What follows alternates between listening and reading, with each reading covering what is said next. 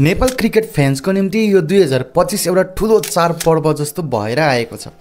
कसरी भन्दाखेरि चाहिँ योपालिको जुन चाहिँ इन्टरनेसनल म्याचेसहरू छ नेपालको, धेरै बेसी म्याचेसहरू नेपालको फिक्चरमा त्यो अस्ति भर्खर क्यान बोर्डले रिलिज गरेको फिक्चरमा आएको थियो, जहाँनिर अस्ट्रेलियाको टुर पनि गर्नेछ नेपालले योपालि है। त्यसै गरी अझै राम्रो कुरा चाहिँ के त्यो फिक्चरमा मैले देखेँ भन्दाखेरि जुन चाहिँ युएईमा अब एउटा टेस्ट नेसनसँग T20I सिरिज नेपालले खेल्नेछ। तर त्यो इन्टरनेसनल फिक्चर जुन चाहिँ क्यान बोर्डले रिलिज गरेको थियो त्यो फिक्चरमा तर कुन चाहिँ टेस्ट नेसन हो भनेर चाहिँ मेन्सन गरेको थिएन है। र जुनै पनि टेस्ट नेसन हुनसक्छ, ठुलोभन्दा ठुलो टेस्ट नेसन हुनसक्छ भने सानो पनि टेस्ट नेसन हुनसक्छ। तर हामी जुन चाहिँ होप गरिरहेको छौँ कि नेपालले टेस्ट नेसनसँग खेलोस् match T20I series before CWC world cup क्वालिफायर्सको निम्ति 2026 को है। 2026 में तपाईँहरूको जानकारीको लागि भनिदिनेछु कि 2026 में जुन चाहिँ वर्ल्ड कप हुनेछ त्यो वर्ल्ड कप होस्ट गर्नेछ इन्डिया अनि श्रीलङ्काले, र त्यो world cup T20I world cup हुनेछ। र त्यसमा नेपालले अब यो क्वालिफायर्स योपालिको जुन चाहिँ ओमानमा भइरहेको क्वालिफायर्समा म्याच खेल्नेछ, र त्यो म्याचमा उनीहरूले राम्रो प्रदर्शन लिए भने ऊ अन्त मात्रै वर्ल्ड कपमा सेलेक्ट हुनेछ। र त्यो वर्ल्ड कपको निम्ति पनि नेपालको लागि एउटा दामी प्र्याक्टिस म्याच अथवा एउटा गुड लेसन हुनसक्छ यो टेस्ट म्याच है। र टेस्ट नेसनसँग खेल्ने म्याच, तर अब यो टेस्ट नेसन अब को हुनसक्छ? अभियसली अस्ट्रेलिया त होइन होला है, इङ्ल्यान्ड पनि हुन सक्दैन जस्तो लाग्यो, भारतको अगेन्स्टमा पनि होइन जस्तो लाग्यो। र तर टेस्ट नेसन चाहिँ को है, त्यसको अलिकति म तपाईँलाई यस कुरामा जानकारी दिन्छु कि कुन चाहिँ टेस्ट नेसन हुनसक्छ, पोसिबिलिटिज कुन चाहिँ टेस्ट नेसनको छ है।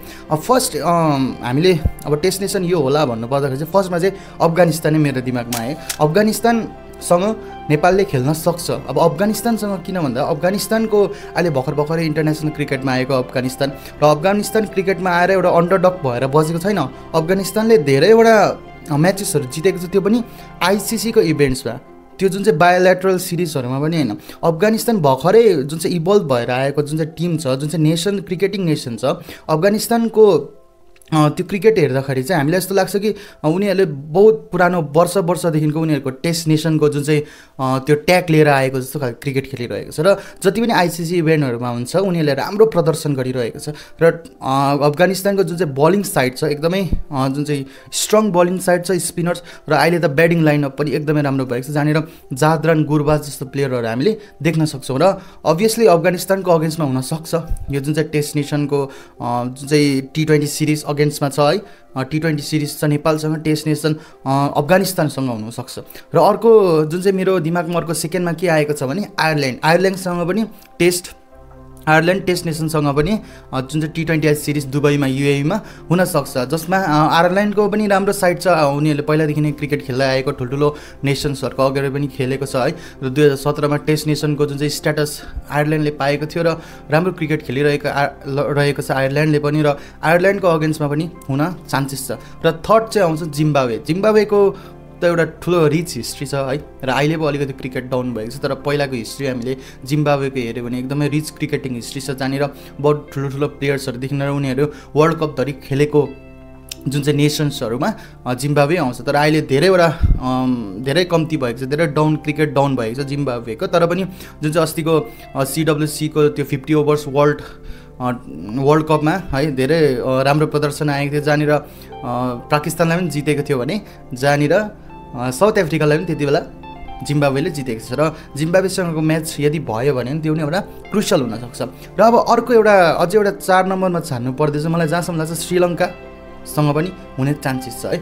र श्रीलङ्कासँग पनि भयो भने श्रीलङ्काको पनि राम्रो एउटा क्रिकेट हिस्ट्री छ, एकदम रिच हिस्ट्री छ, र श्रीलङ्कासँग पनि भयो भने नट ब्याड एकदमै राम्रो हुनेछ। तर जुन चाहिँ अस्ट्रेलियाको टुर भन्दा पनि नेपालको त्योभन्दा एक्साइटेड चाहिँ म छु त्यो टेस्ट नेसनसँग म्याच T20I सिरिज। र त्यो सिरिज चाहिँ हेर्न मलाई एकदमै मन छ, र तपाईँहरूलाई के कस्तो लाग्छ तपाईँले कमेन्टमा पनि भन्न सक्नुहुनेछ। र अब अर्को कुरा गर्दाखेरि चाहिँ यदि टेस्ट नेसनसँग यदि म्याच खेल्यो भने के होला त?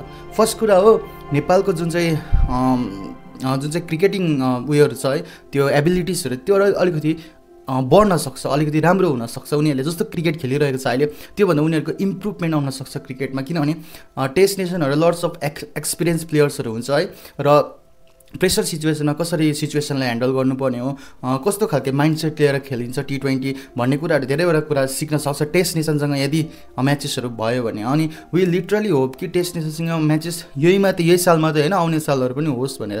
किन जति राम्रो प्लेयर जति राम्रो टिम्सहरूसँग खेल्दै गयो त्यो जुन चाहिँ आफ्नो टिम्सलाई पनि फाइदा हुँदै जान्छ। र जुन चाहिँ यो पालिको यो सायद सेप्टेम्बर अक्टोबरमा हुन्छ होला टेस्ट जुन चाहिँ यो म्याचेसहरू, र त्यसको निम्ति चाहिँ एकदम एक्साइटेड छु। र यदि त्यो म्याचेसहरू खेल्यो भने नेपाललाई जुन चाहिँ CWC T20 वर्ल्ड कपको क्वालिफायर जुन चाहिँ ओमानमा हुनेछ त्यसको निम्ति एउटा ठुलो हेल्प हुनेछ। र यदि जो चाहिँ वर्ल्ड कपमा यदि नेपाल क्वालिफाई भयो भने वर्ल्ड कपको निम्ति नि एउटा राम्रो प्लस पोइन्ट हुनेछ यदि यो टेस्ट नेसनहरूसँग यदि T20I सिरिज नेपालले खेल्यो भने। तपाईँलाई यो कुरा के कस्तो लाग्छ, कुन चाहिँ अरू टिमहरू पनि हुनसक्छ, तपाईँले भिडियोमा कमेन्ट गर्न सक्नुहुनेछ।